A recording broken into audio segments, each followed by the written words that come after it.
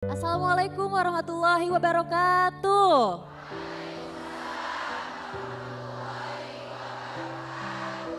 Kajian hati.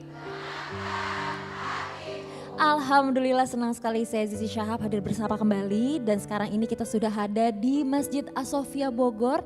Masya Allah Bunda. Apa kabar semuanya? Dan hari ini alhamdulillah temanya adalah ketika raga berlumur dosa, pantaskah hamba memimpikan surga. Nah sekarang langsung aja kita kasih kesempatan untuk Ustadz memberikan kajian untuk kita. Silakan Ustadz Afwan. Bismillahirrahmanirrahim.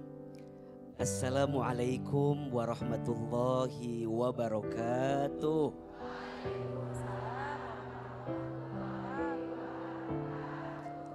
Bunda, ketika raga berlumur dosa, pantaskah hamba memimpikan surga? Kalau ingat dosa rasanya malu kalau kita pengen masuk surga karena merasa dosa kita banyak. Betul? Mohon maaf. Untuk semua yang pernah berbuat dosa, jangan pernah putus asa dengan ampunan Allah. Karena ampunan Allah lebih luas daripada dosa yang pernah kita lakukan. Iya apa iya? Setelah kita berlumur dengan dosa, taubat adalah sikap terbaik agar kita diampuni dari setiap dosa yang pernah kita lakukan. Di dalam Al-Quran, surat At-Tahrim ayat 8. Allah subhanahu wa ta'ala berfirman. A'udzubillahi minasyaitonirrajim. Ya ayyuhalladzina amanu tubu ilallahi taubatan nasuha. Wahai orang-orang yang beriman, bertaubatlah kepada Allah dengan taubatan nasuha, taubat yang sungguh-sungguh. Asa rabbukum sayyiatikum ayyukaffir ankum sayyiatikum. Sungguh Tuhanmu akan mengampuni dosa-dosamu, menutupi dosa-dosamu. Wa yadkhilakum jannatin tajri min tahtihal anhar. Dan Allah akan masukkan engkau ke dalam surga. Maka mohon maaf, jangan pernah merasa bahwa orang yang banyak dosa tak akan masuk surga. Jangan. Kalau dia sungguh-sungguh bertaubat, maka Allah buka pintu surganya bagi orang yang bertaubat. Betul? Dalam ayat yang lain Allah sampaikan, innallaha yuhibbut tawwabina wa yuhibbul mutatahhirin. Sesungguhnya Allah mencintai orang yang senantiasa bertaubat dan orang yang senantiasa mensucikan dirinya. Maka teruslah bertaubat kepada Allah. Sebanyak apapun dosamu, sesering apa maksiatmu, setidak terhitung apa kesalahanmu, percayalah, surganya Allah terlalu luas untuk kita batasi dengan dosa yang pernah kita lakukan. Selama kita bertaubat, selama kita minta ampun, percayalah, disitulah Allah siapkan untuk kita surga terbaik dalam kehidupan kita. Amin ya rabbal alamin. Ada satu doa, ini doa yang harus sering dibaca oleh kita yang banyak dosa. Bismillahirrahmanirrahim. Rabbana zalamna anfusana wa illam taghfir lana wa tarhamna lanakunanna minal khasirin. Amin. Mudah-mudahan kita semua diampuni dosa-dosanya oleh Allah Subhanahu wa taala. Amin ya rabbal alamin. Kajian hati. Dan alhamdulillah sudah hadir di sini Teh Nabila Sofiarani. Kita kasih kesempatannya untuk nanya langsung ke AA. Silakan Teh. Bismillahirrahmanirrahim. Assalamualaikum warahmatullahi wabarakatuh. Ustadz, perkenalkan saya Nabila Sofiarani dari Jogja. Saya merupakan seorang ibu rumah tangga dengan 2 anak, putra dan putri yang jaraknya cukup berdekatan. Awalnya kami hidup bahagia Pak Ustadz. Namun seketika datanglah badai ujian bertubi-tubi hingga akhirnya kami resmi bercerai pada tahun 2024 akhir. Jadi penyebab perceraian saya adalah karena adanya wanita idaman lain Pak Ustadz. Saya mengetahui gelagat ini sudah ada di tahun pertama pernikahan, bahkan ketika saya tengah mengandung anak pertama saya. Hingga akhirnya sampailah di tahun 2023 masuk wanita terakhir yang sejak hari itu hubungan keluarga kami semakin tidak baik-baik saja. Dan singkat cerita, bukan hanya sekedar foto maupun bukti chat yang saya temukan, namun saya juga menyaksikan dengan sendiri puluhan video permainan mereka.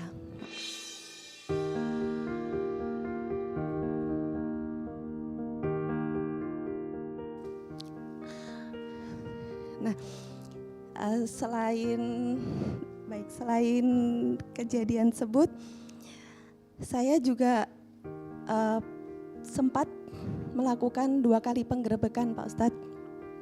Yang pertama, yakni penggerebekan sekitar tahun lalu, sama seperti sekarang di bulan puasa, di bulan Ramadan.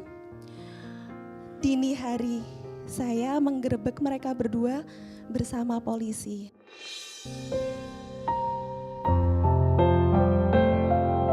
Sebenarnya saya sudah tidak ada dendam Pak Ustadz.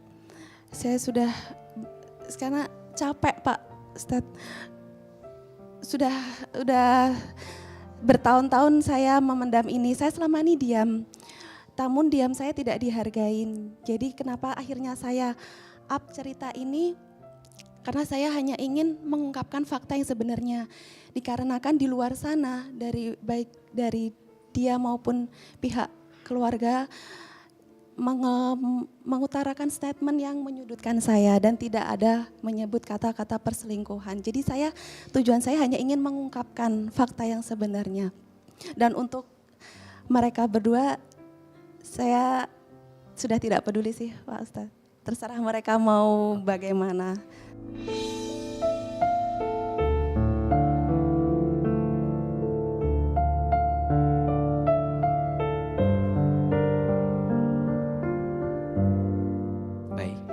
Ada Mbak Nabila, ada Ibu.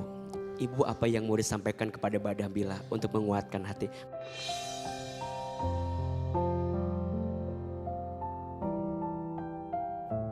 Apa yang mau Ibu sampaikan kepada putri Ibu yang kuat luar biasa ini?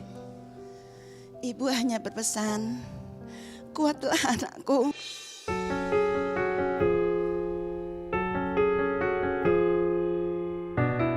Mungkin ini adalah jalan terbaik dari Allah yang akan meninggikan kamu, derajatmu di surga kelak.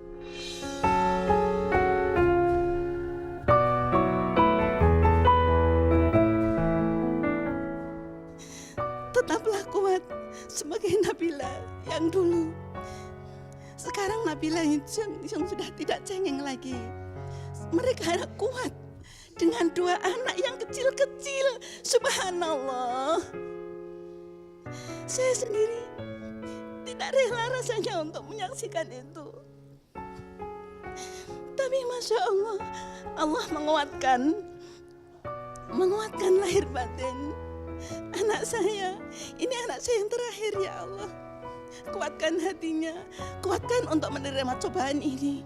Lahir dan batin, mudah-mudahan ini adalah jalan Allah untuk meninggikan kamu ya nak.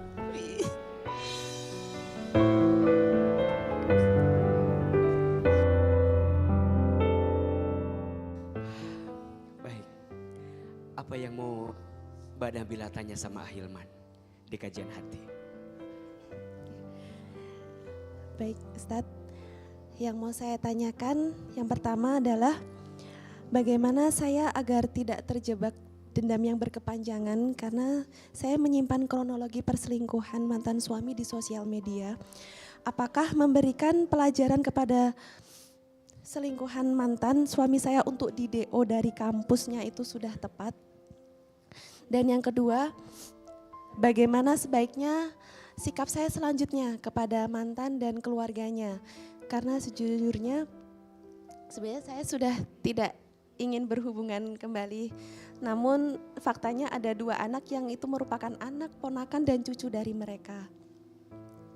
Ya, sekian itu. Terima kasih Ustadz. Dari saya, wassalamualaikum warahmatullahi wabarakatuh. Bunda, Iya, A. sebagai orang yang beriman, kita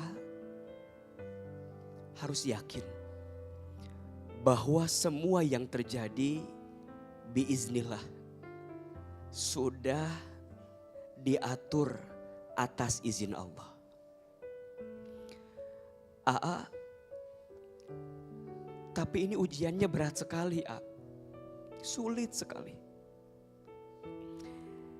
Allah tidak mungkin memberikanmu beban seberat itu.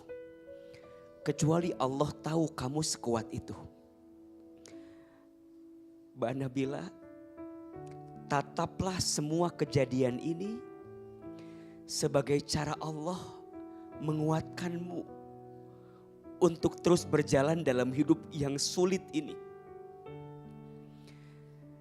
Jangan lihat kejadiannya, jangan lihat manusianya, tapi lihat dari semua ini Allahnya. Agar Mbak Nabila dan keluarga tetap kuat menjalani hari ke depan. Yang Aa khawatirkan bukan tentang apa yang Mbak Nabila rasakan kemarin. Tapi yang Aa khawatirkan bagaimana dengan Kak Nabila ke depan setelah semua kejadian ini terjadi. Maka kadang perempuan harus bercerita. Perempuan harus mengungkapkan setiap luka. Walaupun tahu itu belum tentu menyembuhkan lukanya. Tapi setidaknya menguatkan dia bahwa dia gak sendirian.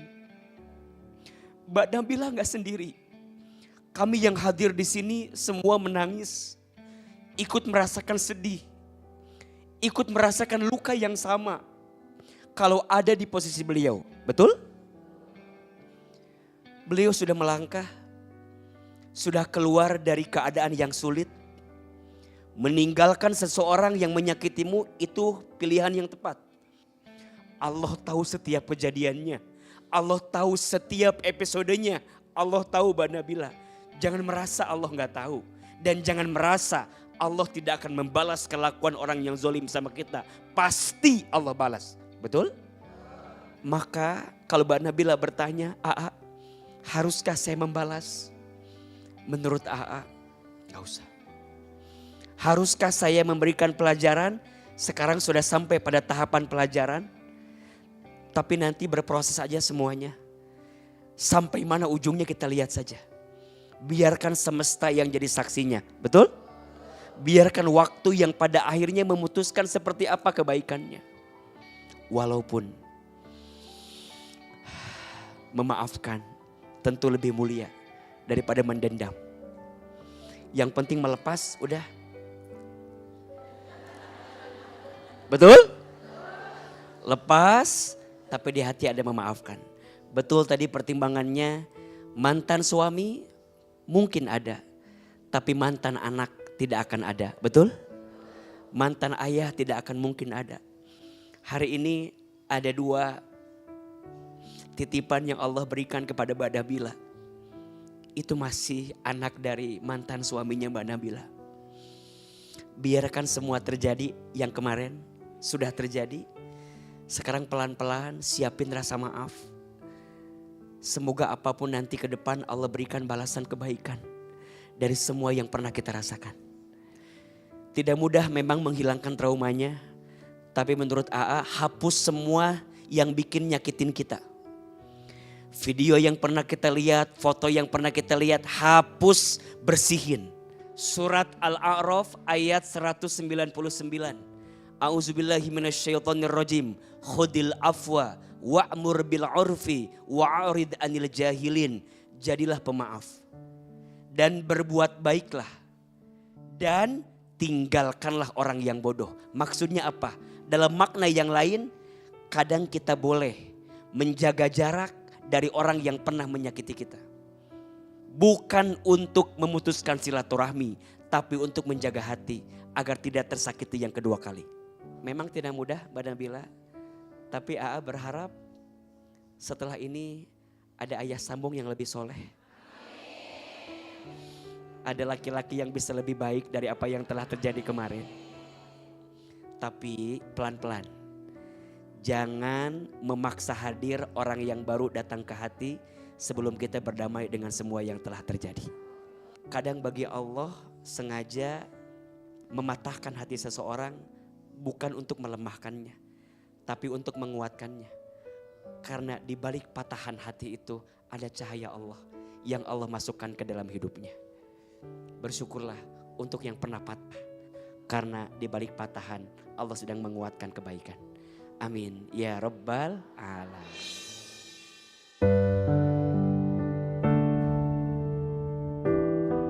Mungkin karena saya belum sepenuhnya menerima.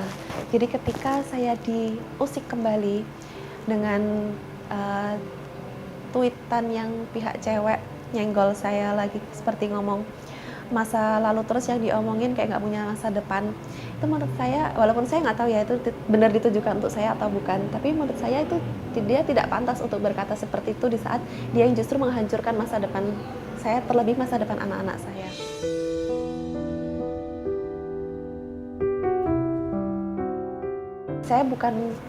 Saya up cerita ini bukanlah untuk mempermalukan, bukan tujuannya untuk membalas dendam, tapi saya hanya ingin mengungkapkan fakta yang sebenarnya agar berita yang tidak benar di luar sana itu yang mereka gaungkan menyudutkan saya itu tuh tahulah fakta yang sebenarnya itu kayak gimana gitu.